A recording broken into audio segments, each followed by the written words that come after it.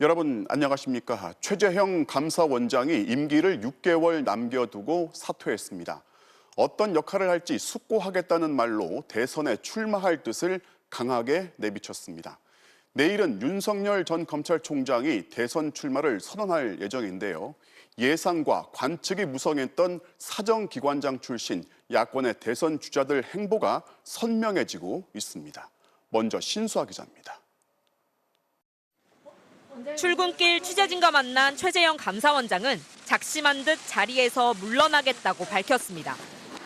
거취 논란이 많은 상황에서 감사원의 정치적 중립성과 관련해 원장직 수행은 적절치 않다고 말했습니다. 그러면서 대선 직행 가능성을 강하게 시사했습니다. 우리 대한민국의 앞날을 위해 제가 어떤 역할을 해야 되는지에 대해서 숙고하는 시간을 가지려고 합니다. 현직 감사원장이 임기를 마치지 않고 사퇴한 뒤 정치권으로 직행하는 건 초유의 일입니다. 최 원장은 최근 윤석열 엑스파일 논란이 불거진 뒤 야권 일각에서 대안주자로 거론돼 왔는데 당분간 국민의힘과 제3지대란 선택지를 두고 고심하면서 잠행을 이어갈 것으로 보입니다. 국민의힘은 즉각적인 영입 추진은 유보하면서도 함께 할 수 있는 인물이라며 사실상 환영의 뜻을 밝혔습니다. 항상 좋은 평가를 하고 있고 그런 분들도 충분히 저희와 함께 공존하실 수 있는 분이다. 저희가 푸시하지도 그리고 풀하지도 않는 그런 어떤 상황으로 보시면 될 것 같습니다.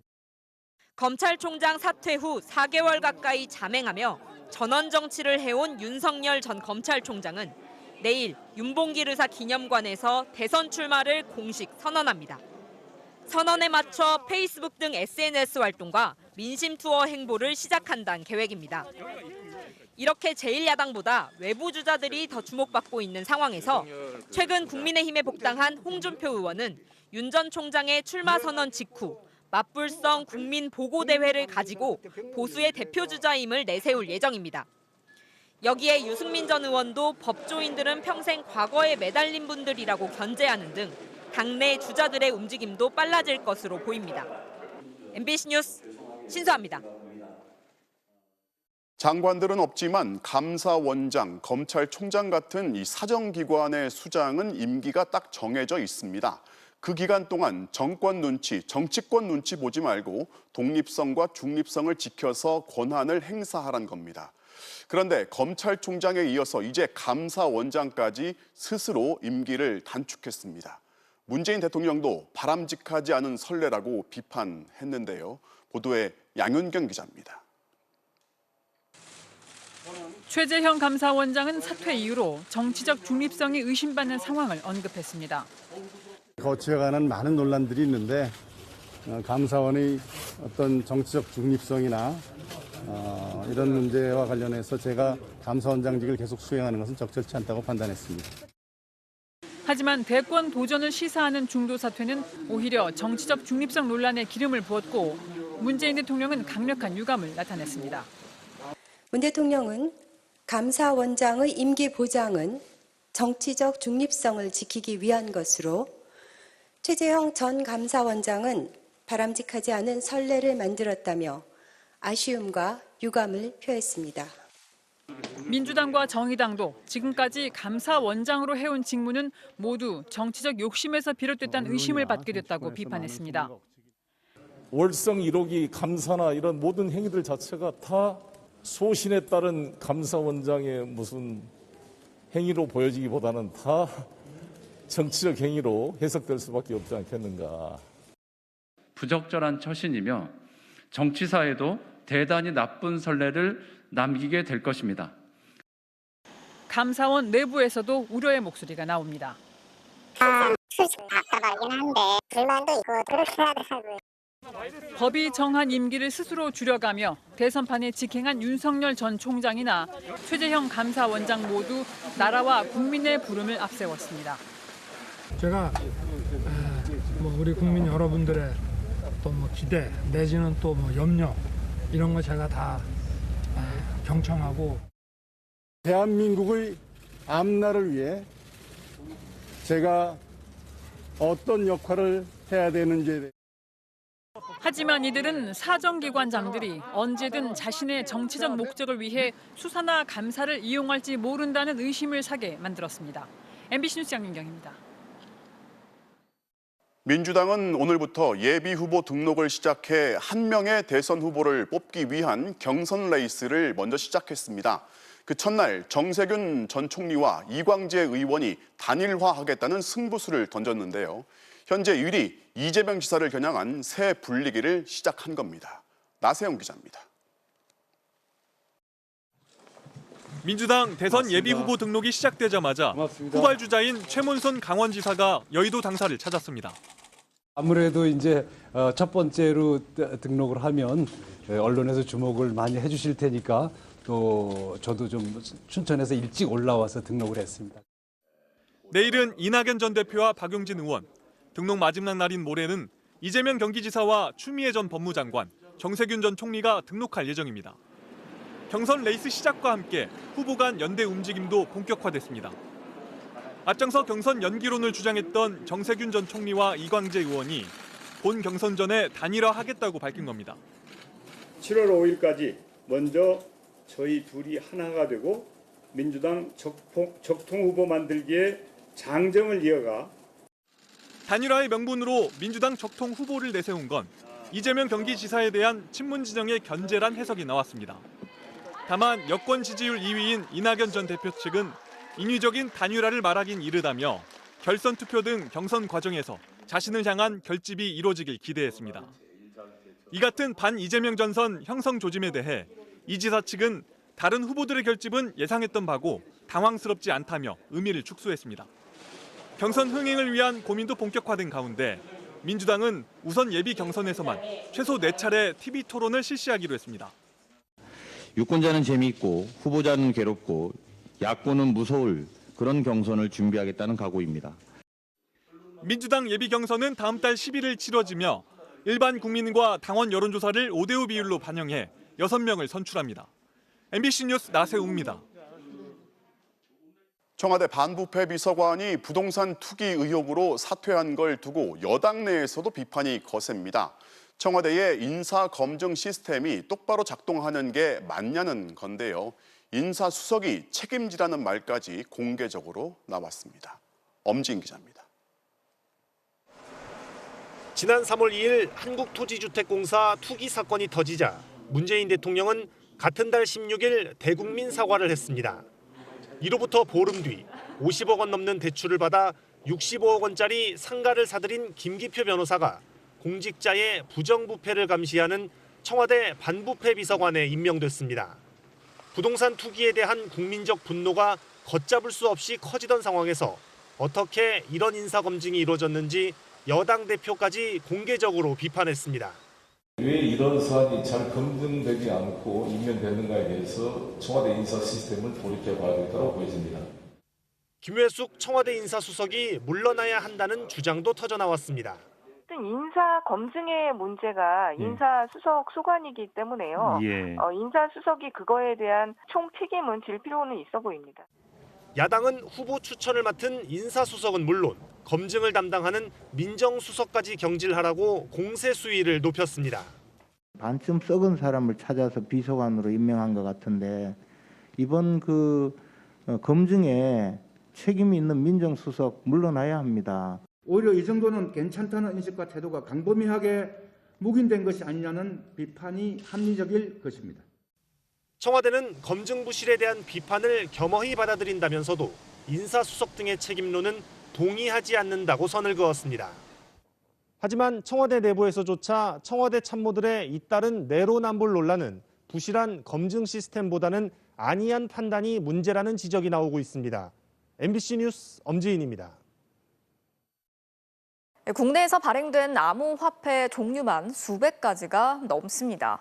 상당수는 가치를 알 수 없는 이른바 잡코인들로 추정이 되는데 이 많은 코인들이 버젓이 거래소에 상장이 돼서 활발하게 거래되고 있습니다. 이게 어떻게 가능한지 저희가 취재를 해보니까 거래소들이 상장을 할 때 코인 업체에게 억대의 돈을 받은 사실이 확인됐습니다. 먼저 김세로 기자가 취재했습니다. 국내 2위 암호화폐 거래소 빗썸. 묻지마 코인 열풍에 힘입어 작년에 1,500억 원의 영업이익을 냈습니다. 빗썸에 상장된 코인 종류는 178종류. 코인 발행업체들은 이런 큰 거래소에 상장하는 데 사활을 겁니다. 하는 일이죠. 상장을 해주지 않으면 사실 이제 발행한 코인들이 무용지물이기 때문에 또 좋은 거래소에 등록하는 것이 프로젝트팀으로서는 가장 절실한 그런 일이죠. 국내 한 암호화폐 발행업체가 빗썸과 맺은 계약서입니다. 상장 개발과 운영비를 몇억 원으로 정한다고 써놨습니다. 이 돈은 상장과 동시에 청구하고 3일 안에 현금으로 입금한다고 돼 있습니다. 계약서에는 비밀 유지 조항도 있습니다. 상장시켜주는 대가로 몰래 돈을 받았다는 뜻입니다.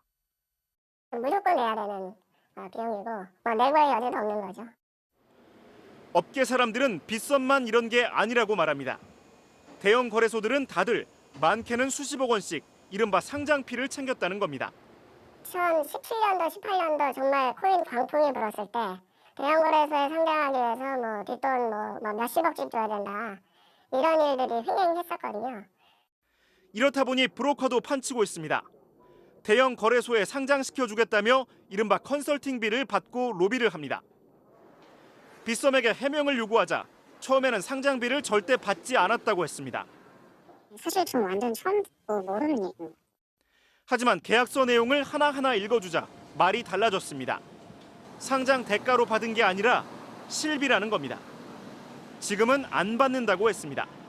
상장이 된 이후에 하드웨어 개발비나 인력 투입 등 이런 실비들이 필요한데 그런 항목들이 들어가 있었던 것 같아요.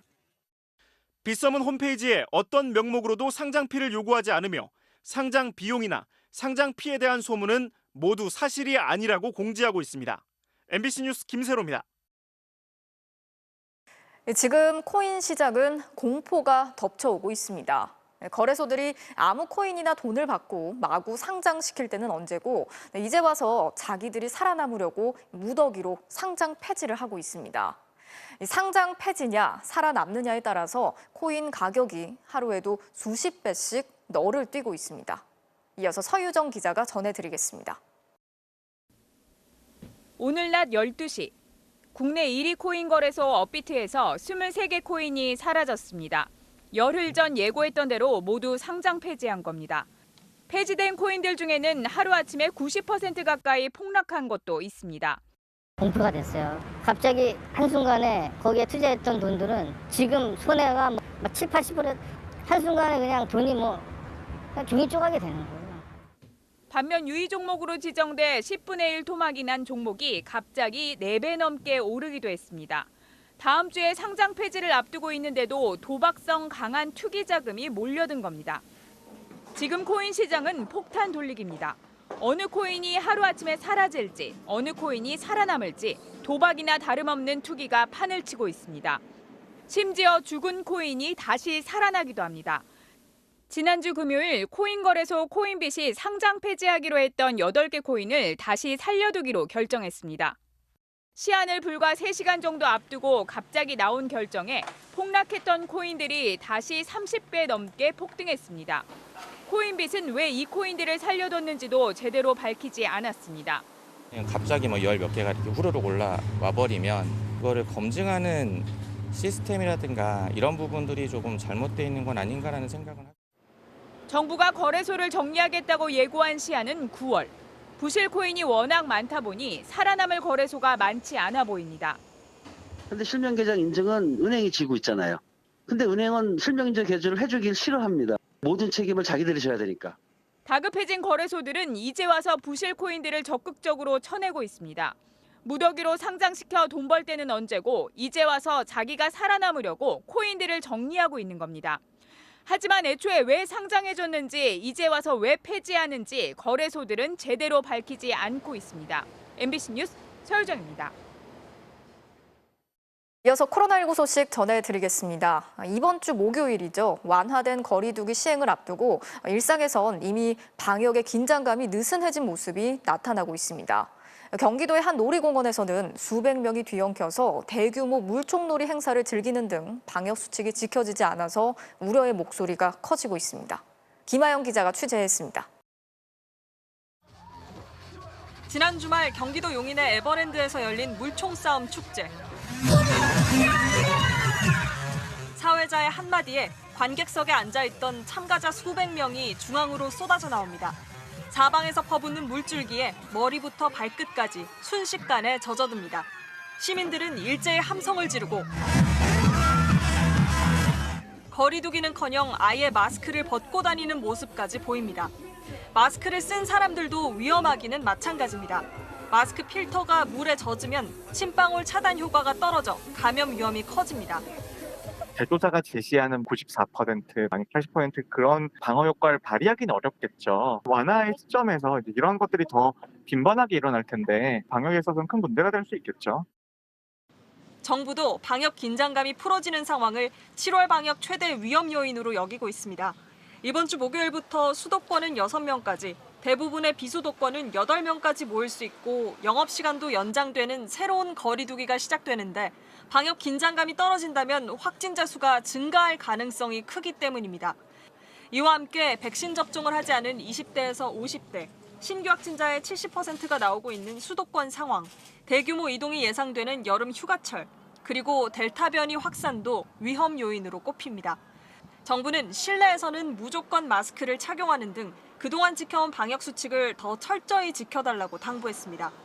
실외 공간이라 하더라도 집회, 공연, 행사나 시장 등 쇼핑 공간과 같이 다중이 밀집하는 그런 경우에는 1차 예방접종자도 마스크를 착용해야 합니다. 정부는 확산세가 심한 수도권 방역 대책을 내일 추가로 논의해 발표할 예정입니다. MBC 뉴스 김아영입니다. 방역의 긴장감이 떨어지고 있는 건 신규 확진자 수와 연령대에서도 확인할 수 있습니다. 주말 검사 건수가 줄어든 월요일인데도 불구하고 신규 확진자 수가 501명을 기록했는데요. 지난주 월요일보다 150명이나 늘었습니다.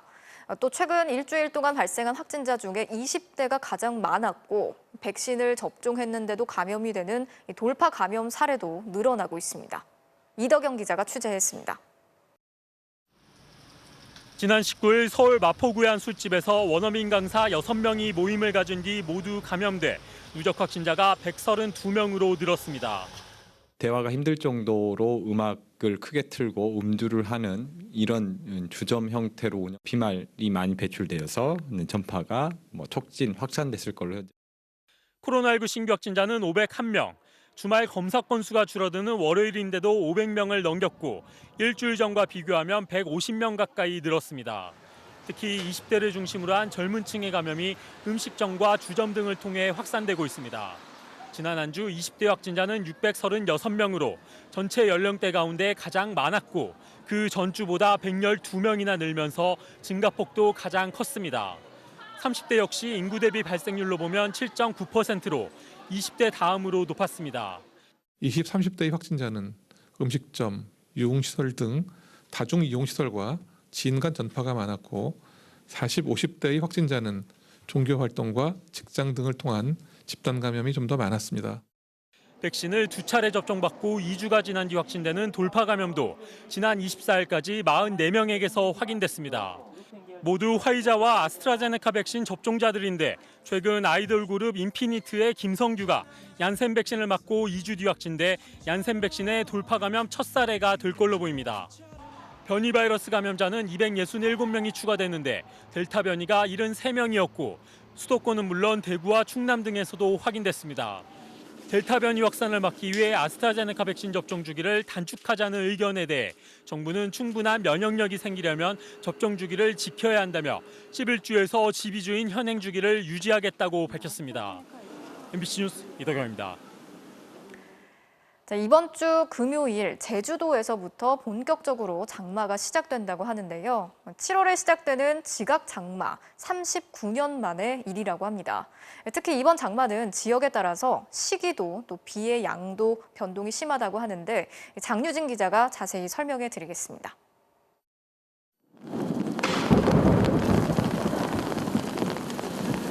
갑자기 쏟아지는 빗줄기에 우산을 챙기지 못한 사람들이 발걸음을 재촉합니다. 오늘로 일주일째 내륙 지방에서는 한바탕 소나기가 내리다 그치기를 반복하는 변덕 날씨가 이어지고 있습니다.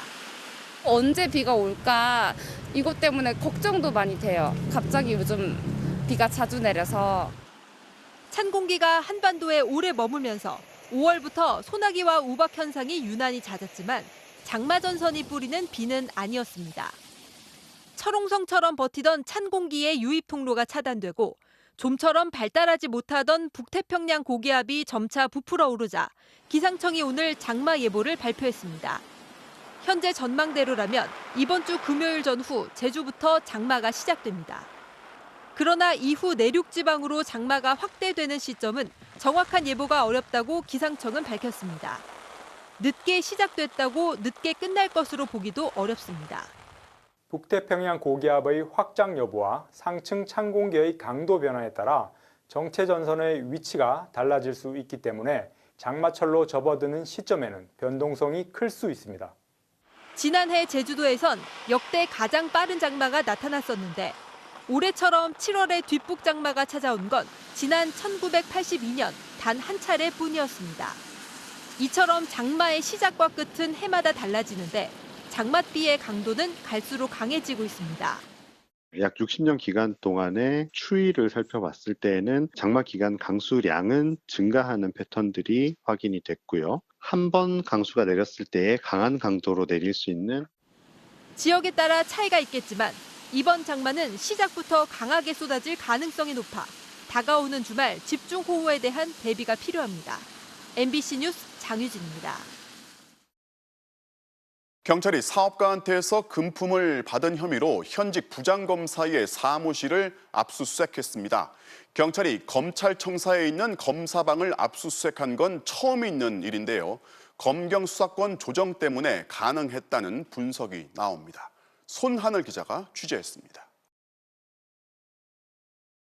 지난 23일 서울경찰청 수사팀이 서울 남부지검에 들이닥쳤습니다. 청사별관 A부장검사 집무실로 찾아가 A부장검사의 업무 관련 자료와 휴대전화 등을 압수수색했습니다. 경찰은 한 수산업자의 사기와 횡령 혐의를 수사하다가 이 사업가가 A부장검사에게 금품을 제공한 정황을 포착했습니다. 경찰은 A부장검사가 청탁금지법, 이른바 김영란법을 위반했다고 보고 있습니다. 즉, 한 번에 100만 원 또는 1년에 300만 원 넘는 금품이나 편의를 제공받았다는 겁니다. 다만 경찰 관계자는 구체적으로 무엇을 받았는지는 확인해야 하는 상황이라고 밝혔습니다. A부장검사는 서울 남부지검에 부임하기 직전 경북지역검찰청에 근무하며 이 수산업자와 가까워진 걸로 파악됐습니다. 경찰이 현직 검사의 검찰청 집무실을 압수수색한 건 이번이 처음입니다. 올해부터 검경 수사권이 조정되면서 달라진 검경 관계가 반영됐다는 분석입니다. 이번 사건의 경우 검찰은 한 차례 보완 수사 지시 이후 곧바로 압수수색이 필요하다고 인정했습니다. A부장검사는 압수수색 이틀 뒤 이뤄진 검찰 인사에서 지방검찰청으로 전보되면서 부장에서 부부장으로 강등 조치됐습니다.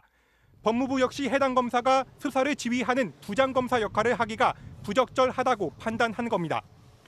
A부장검사는 수차례의 전화와 문자 메시지에 아무런 답을 하지 않았습니다. 경찰은 이 수산업자가 경북 같은 지역의 경찰서장급인 비총경과도 친분이 있다는 진술을 확보하고 비총경도 청탁금지법을 위반한 건 아닌지 조사하고 있습니다. MBC 뉴스 손하늘입니다. 정부가 올해 경제 성장률 목표치를 1%포인트 올려잡았습니다. 금액으로 치면 국내 총생산이 예상보다 20조 원 더 늘 거라는 건데요. 그만큼 경기 회복에 자신 있다는 겁니다. 과제는 이런 회복세를 국민 모두가 골고루 체감할 수 있도록 하는 겁니다. 김민찬 기자가 보도합니다. 정부가 오늘 하반기 경제 목표를 발표했습니다. 완전한 경제 회복, 경제 성장률 4.2% 달성을 목표로 내걸었습니다. 작년 말 목표치보다 1%포인트나 올렸습니다. 11년 만에 최대폭인 4.2% 성장, 취업자 25만 명 증가, 그리고 수출은 6천억 불을 넘어 역대 최대치를 달성토록 총력을 기울여 나가고자 합니다. 가장 눈에 띄는 정책은 캐시백 제도입니다. 8월부터 10월까지 3개월 동안 신용카드 사용액이 2분기 사용액보다 많으면 더 쓴 돈의 10%를 포인트로 돌려주겠다고 밝혔습니다. 한도는 월 최대 10만 원이고 백화점, 마트, 온라인 쇼핑 등은 제외됐습니다. 내수 소비를 늘리고 돈이 소상공인들에게 돌게 하겠다는 의도입니다. 하지만 실효성은 의문입니다. 이 돈이 소상공인에게 간다는 보장이 없습니다. 게다가 포인트 준다고 돈을 더 많이 쓸 사람들은 고소득층밖에 없다는 게 문제입니다. 매달 살림살이가 빠듯한 저소득층은 더 쓸래야 쓸 돈이 없습니다.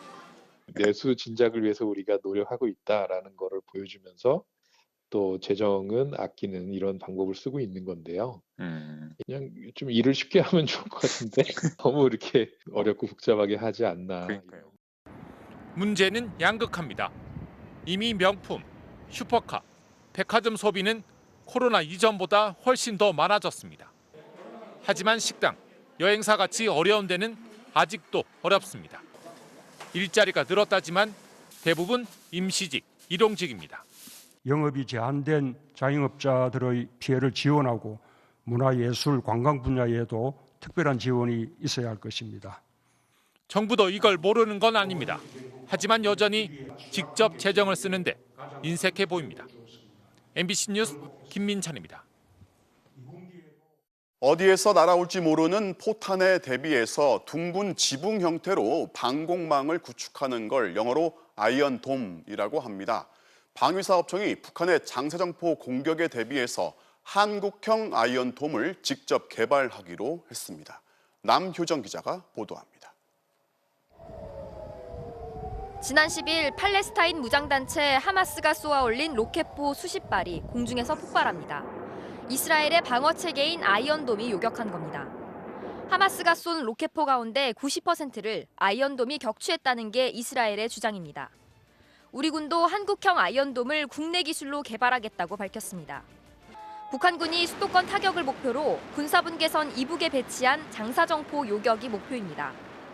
군은 그동안 이스라엘의 아이언돔을 도입하는 건 국내 실정에 맞지 않는다는 입장이었습니다.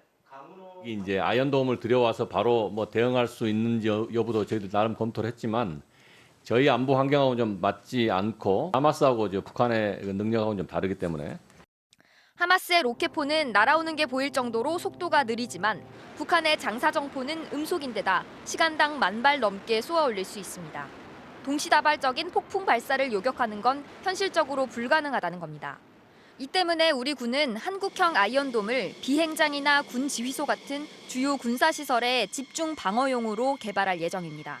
전방에 있는 주요 군사기지들을 북한이 장사정포들을 효과적으로 막아내면 북한 입장에서는 전면적인 공격 계획이 다 좌절되는 거예요. 전쟁 억지력에도 상당히 도움이 되는 거죠. 군은 장사정포의 궤적 추적을 위한 레이더 설계 기술 등을 이미 보유하고 있으며 2035년까지 개발을 완성하겠다는 계획입니다. 하지만 이스라엘보다 훨씬 더 정밀한 요격 기술이 필요한 만큼 쉽지 않을 거라는 게 전문가들의 분석입니다. 군은 한국형 아이언돔 개발에 2조 9천억 원 정도의 예산이 소요될 것이라고 밝혔습니다. MBC 뉴스 남효정입니다. 교육부가 차별금지법에 못 박을 차별금지 대상에서 학력을 제외하자는 의견을 냈습니다. 학력 말고 능력을 측정할 수 있는 지표가 없다는 이유인데 그럼 학력으로 차별하는 게 당연하다는 건지 학벌주의를 타파하자는 국정기조에 맞는 건지 여러 반발이 나오고 있습니다. 정영훈 기자입니다.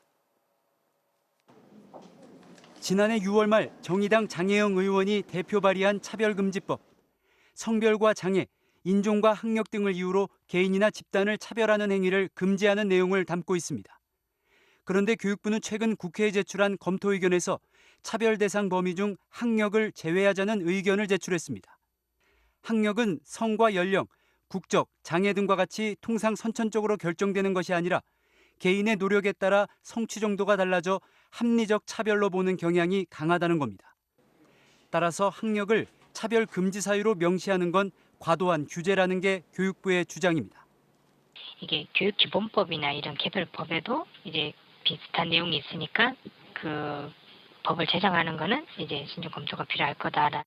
그런데 부모의 재력과 사회적 지위에 따른 교육 불평등을 우려하는 목소리가 큰 상황에서 학력을 개인의 노력만으로 성취 가능한 걸로 봐서는 안 된다는 비판이 많습니다. 또 입시와 고용에서 학력 학벌주의 철폐를 내세운 정부 국정기조와 상반된 이중적 태도라는 비판이 거셉니다. 이렇게 안일하게 인식을 가지고 있는 교육부가 정말로 이렇게 팽배한 학력, 학벌 차별의 현실을 개선할 수 있을까? 정말 제대로 된 대책을 내놓을 수 있을까?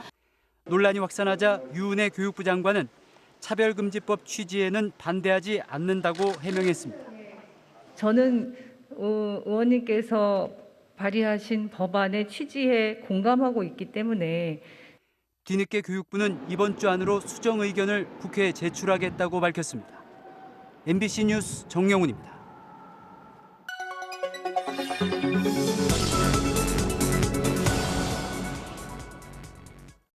알고 보니 시작합니다. 성별, 나이, 성 정체성 등을 이유로 차별해선 안 된다는 차별금지법. 국회 논의가 본격화됐는데요. 직장인의 승진이나 임금, 해고에서도 차별이 금지됩니다. 그런데 대기업과 재계는 우려를 쏟아냅니다. 이른바 기업 옥죄기법이다. 소송은 늘고 채용은 줄어들 거라고 주장하는데 한번 따져보겠습니다. 재계에선 학력으로 차별하면 안 되니까 앞으로 석박사급 인재들에게 높은 임금을 줄 수 없게 된다고 주장합니다. 또 장애인이든 여성이든 임금 다 똑같이 줘야 한다는 겁니다.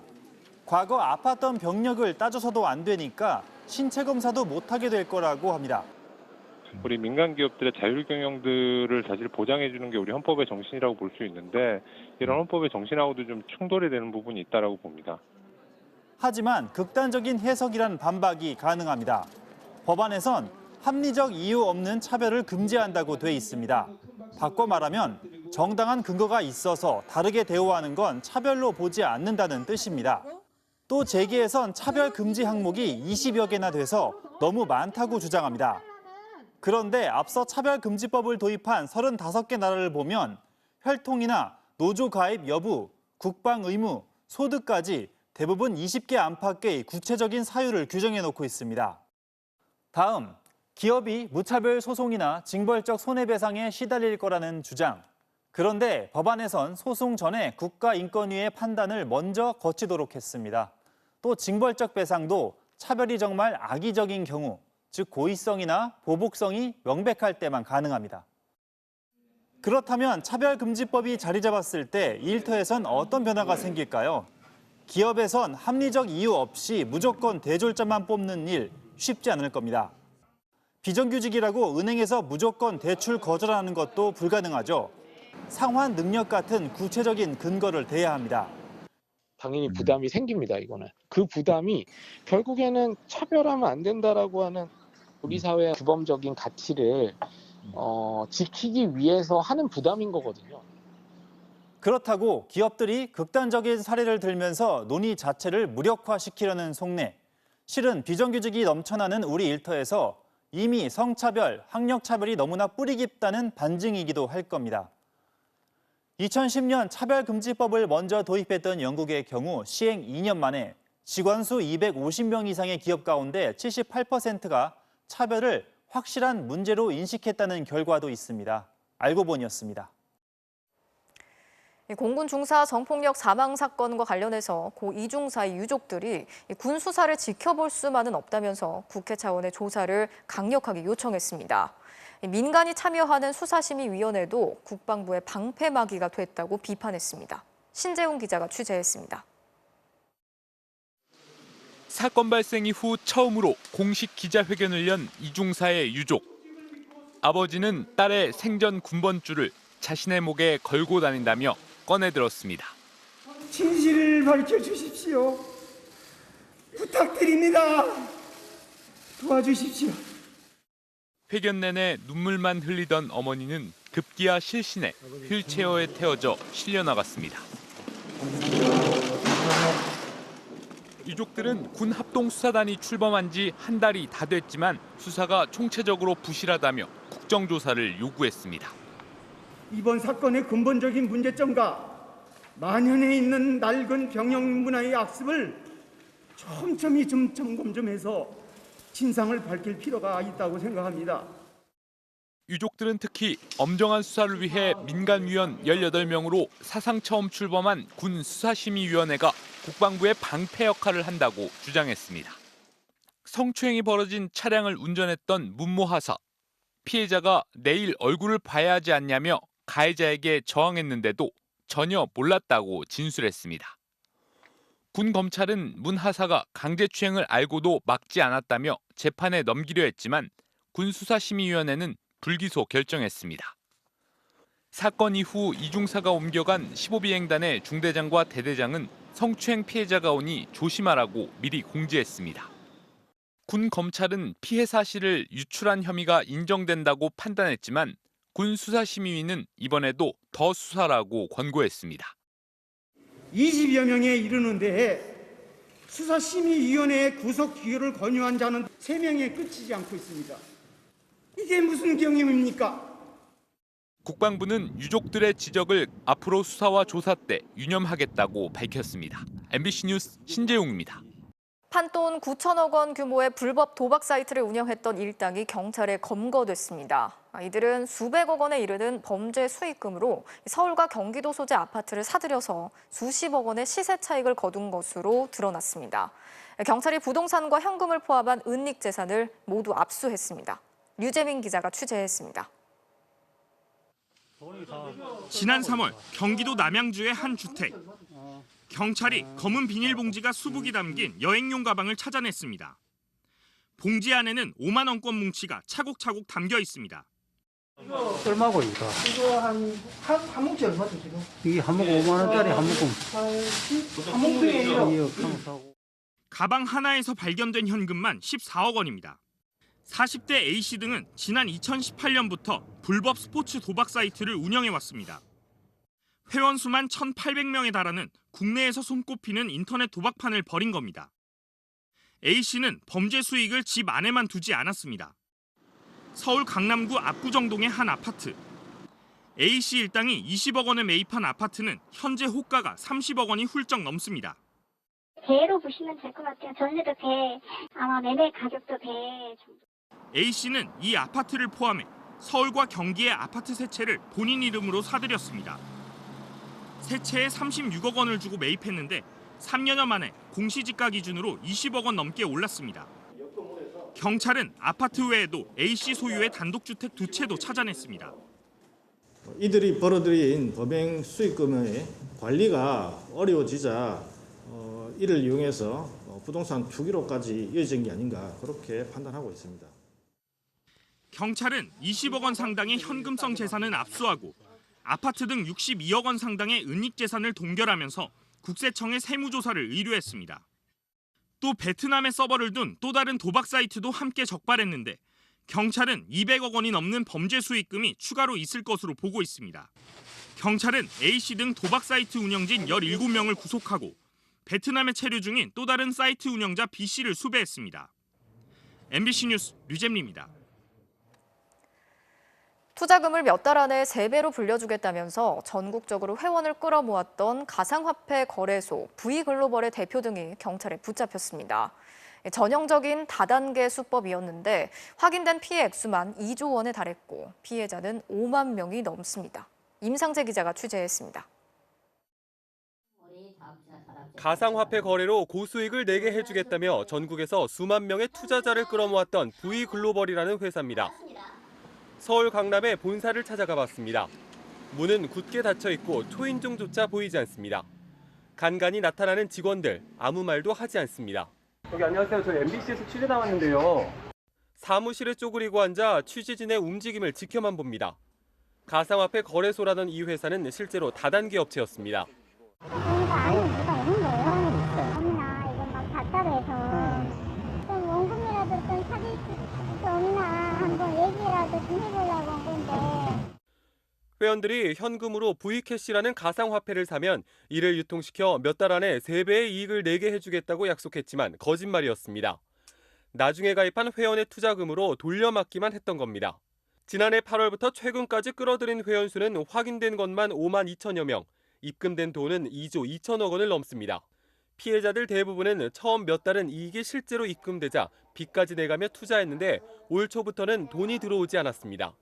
보험대출 같은 거 있잖아요. 거기서 이제 쓰셨나 봐요. 그리고 걔네들이 대출해서라도 이건 진짜 기회다. 안 그러면 자기가 돈을 빌려준다고 해요. 이 회사의 대표는 돈 많은 재벌가 3세란 소문이 돌았던 32살의 이병걸 씨. 법인 등기부 등본 주소지는 신림동 다세대 골목이었지만 그동안 행방을 찾을 수 없었습니다. 이분 여기 사시나요? 모르겠는데. 오래 사셨는데 이분 처음 보셨어요? 모르겠는데. 지난 2월부터 수사에 착수한 경찰은 이 씨 등 경영자 4명을 사기 혐의 등으로 체포하고 자세한 범행 경위를 조사하고 있습니다. MBC 뉴스 임상재입니다.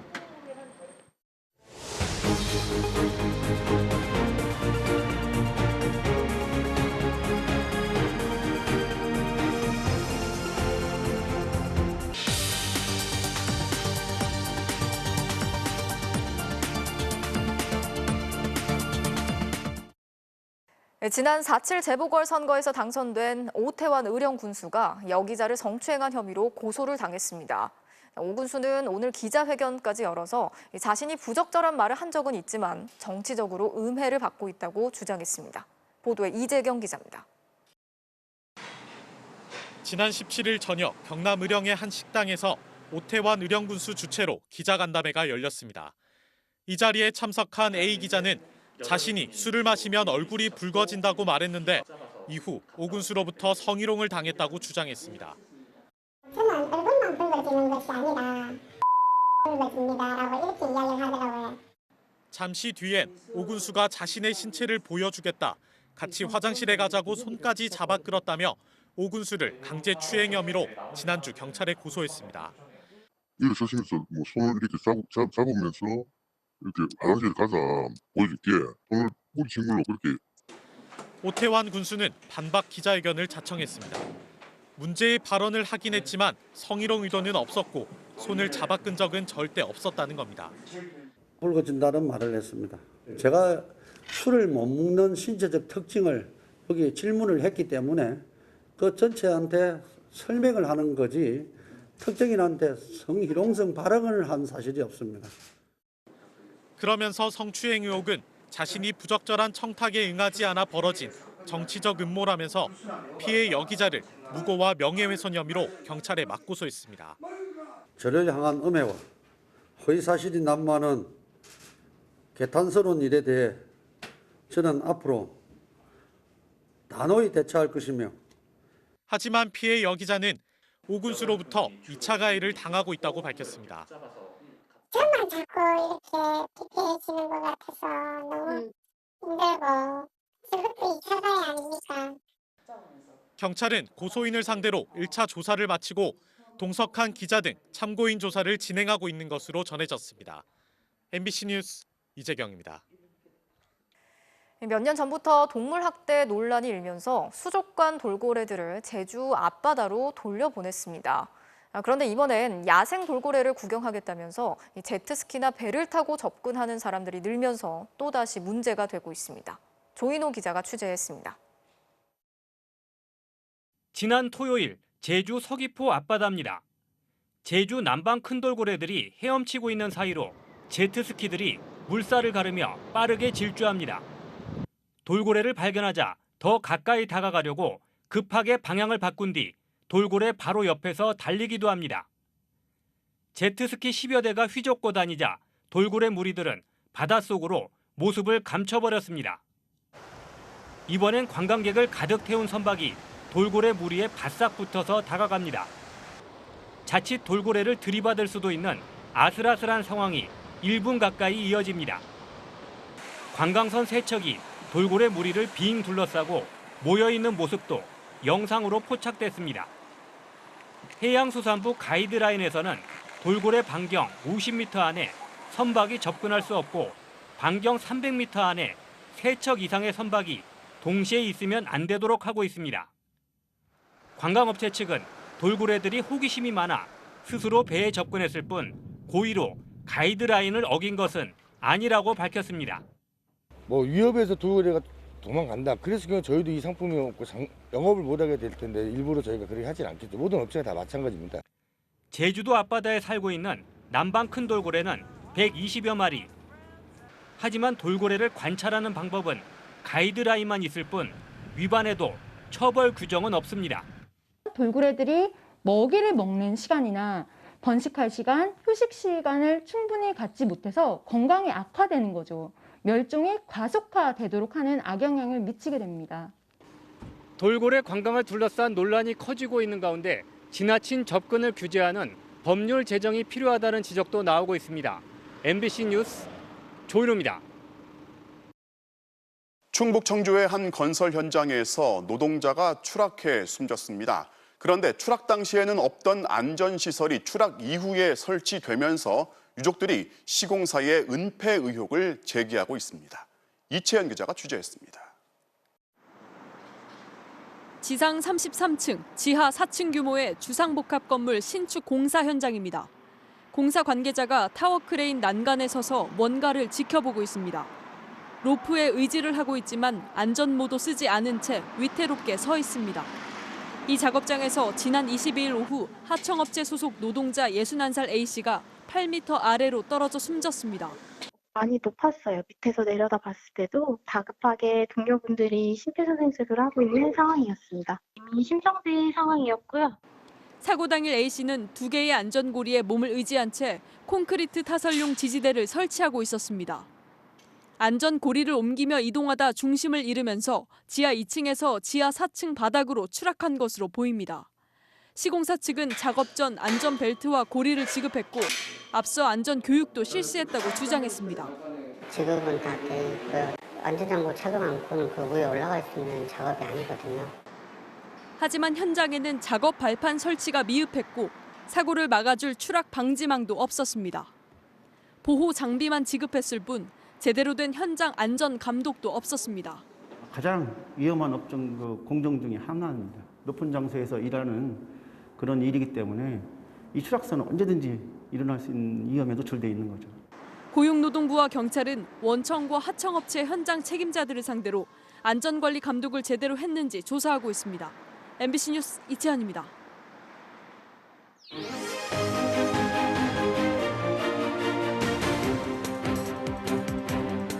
정치적 참견 시점 정치팀 김지경 기자 나와 있습니다. 자, 오늘 준비한 소식 볼까요? 네. 이준석이 돌아온 홍준표에게 특별하게 건넨 부탁은인데 국민의힘 이준석 대표가 오늘 홍준표 의원한테 특별한 부탁을 했다는 거잖아요. 네, 홍 의원이 국민의힘에 복당한 지 이제 나흘이 지났는데요. 오늘 아침 회의에서 이준석 대표가 특별한 부탁을 하고 싶다면서 말문을 열었습니다. 그 내용부터 들어보시죠. 네. 또한 한 가지 특별한 부탁을 하고 싶습니다. 당 안에 계시는 잠재 후보군은 당 밖에 있는 범야권 후보군이 함께할 수 있도록 우려 섞인 비판의 메시지는 잠시 자제하실 것을 권하겠습니다. 국민에게 내놓기 전에 비빔밥에 아직 빠진 재료들이 좀 있습니다. 네, 사실 홍준표 의원을 겨냥한 말인데요. 국민의힘 밖에 있는 대선 주자들이 입당할 때까지는 비판을 좀 자제해달라 이런 부탁입니다. 자, 실제로 홍준표 의원이 복당하자마자 윤석열 전 총장 향해서 강한 어조로 비판을 이어가고 있어요. 네, 홍 의원은 복당 기자회견 때부터 윤 전 총장은 물론이고요. 최재형 감사원장까지 겨냥하는 날선 발언을 계속했습니다. 이어서 들어보시죠. 네. 요즘 국민들은 인터넷 쇼핑몰에 주문할 때 신상품을 주로 찾죠. 근데 신상품을 찾아가 배송이 되면 집에서 다 훑어보고 직접 보고 흠집이 있으면 반품을 하잖아요. 그게 소위 국민적 검증 과정입니다. 대통령이라는 자리가 아무나 하는 자리입니까? 그냥 반짝 스타로 나와갖고 대통령 먹는 자리입니까? 대한민국이 그리 만만합니까? 대한민국 국민들이 그래 호구입니까?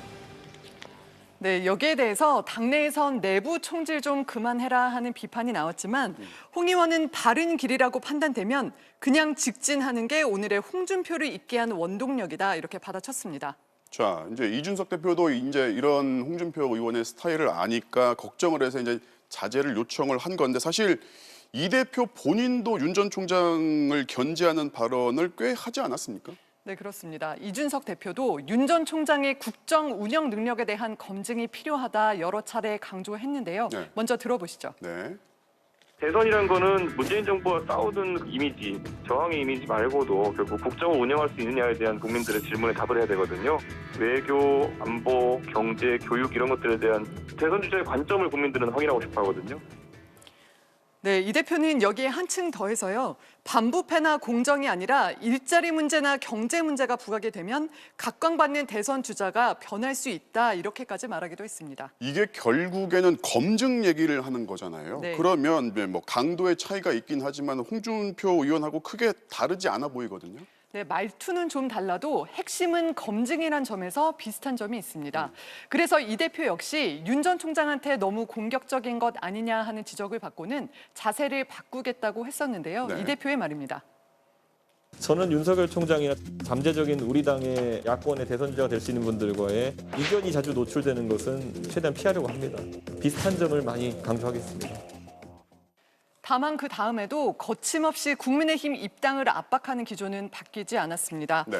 오늘도 언론 인터뷰를 보면 안철수 사례를 언급하면서 문재인 정부에 대한 불만이 쌓여서 누가 나가도 이기는 상황이면 급격히 국민의힘으로 지지가 쏠릴 것이다 그러면서요.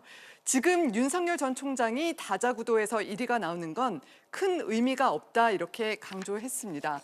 이렇게 입당은 압박하되 너무 검증을 강조하면 입당을 거부할 수 있으니까 당분간 자제하자 하는 게 이 대표의 뜻으로 보입니다. 자, 내일 이제 윤 전 총장이 대권 도전을 선언할 예정인데 내일 자리에서 국민의힘 입당 여부까지 밝힐지는 아직 모르는 거죠. 네, 적어도 당분간은 결정을 미룰 가능성이 높습니다. 다른 주자들의 검증 공세가 집중될 게 뻔한데 굳이 서둘러서 입당할 필요가 없다 하는 의견도 많고요. 네. 반대로 제1야당에 들어가서 당 조직의 보호를 받아야 한다는 주장도 있습니다. 이런 장단점을 따져본 뒤에 국민의힘 경선에 참여할지 아니면 나중에 국민의힘 후보와 단일화할지 선택할 걸로 예상이 됩니다. 네, 잘 들었습니다. 오늘은 여기까지 듣겠습니다. 지금까지 정치팀의 김지경 기자였습니다.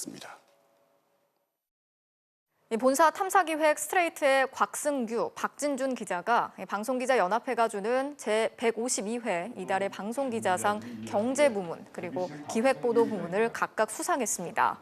곽승규 기자는 ESG 열풍의 실제 편을 통해서 기업들이 앞다퉈 도입하고 있는 ESG 경영의 이면을 집중 취재했고, 박진준 기자는 동남아 K신문 열풍편에서 국내 신문들의 유료 부수 조작 실태를 고발했습니다. 도쿄올림픽 개막을 25일 앞두고 국가대표 선수들을 진천선수촌에서 만났습니다. 운동만 하기에도 정신 없을 텐데 방사능 식자재와 변이 코로나 등 걱정거리가 한두 가지가 아니네요. 손장훈 기자입니다. 방사능 오염 우려 식자재에 신뢰가 떨어지는 일본 정부의 코로나 방역, 그리고 우길기 응원과 독도 문제까지. 여전히 도쿄올림픽은 기대보다 우려가 더 큽니다. 코로나 바이러스 때문에 이제 그런 문제가 있는 데다가 가는 데가 일본이기 때문에 정말 염려가 많이 됩니다, 저희는. 선수들도 불안감을 감추지 못했습니다. 물을 싸간다까지는 생각을 못 해봤는데 체육회에서 준비한 도시락은 몇 끼 다 신청을 해놨습니다. 코로나 문제도 있고 하니까 좀 무서울 것 같아요. 금방 오는 게 좋을 것 같아요. 걱정은 되는 건 사실이지만 자신감은 잃지 않았습니다. 18살의 양궁 최연소 대표 김재덕부터 자신 있는 모습으로 우승 여러 개 한번 해보겠습니다. 화이팅! 최고령인 43세의 사격 진종호까지. 가장 연장자로서 경험을 바탕으로 방역 잘 지키면서 후배들 잘 이끌고 다녀오겠습니다. 최고의 무대에서 노력한 만큼의 대가를 기대하고 있습니다. 마음속에는 금빛이 반짝이고 있는 것 같기는 한데 그때 가서 제가 얼마나 열심히 하고 집중하느냐에 따라서 달라진다고 생각을 해요. 저런 선수도 이겼는데 못 이길 게 없겠구나. 도쿄올림픽도 그냥 도전자 입장으로 최선을 다하려고 합니다. MBC 뉴스 손장훈입니다. 미국 프로축구에서 나온 골 장면입니다. 볼을 잡고 골 넣는 데까지 딱 10초. 마지막 발기술도 대단한데요. 월요일 밤 스포츠 뉴스였습니다.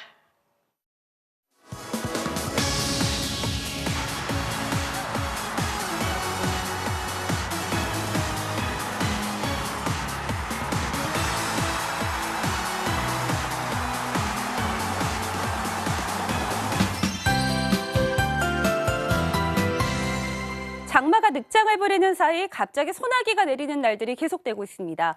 오후 들어서는 대기 불안정이 특히 심해지면서 서울을 비롯한 서쪽 내륙을 중심으로는 이렇게 벼락도 집중적으로 포착됐습니다. 지금은 그나마 비의 강도가 약해졌지만 대기 불안정이 남아있는 서쪽 내륙을 중심으로는 오늘 밤 사이에도 벼락과 돌풍을 동반한 시간당 최고 30mm 이상의 강한 비가 내릴 가능성이 있겠습니다. 주 후반부터는 날씨가 달라집니다. 그동안 내륙 지방에 소나기를 만든 북쪽의 찬 공기의 힘이 빠지기 때문인데요. 이제는 남쪽의 북태평양 고기압이 확장하겠습니다.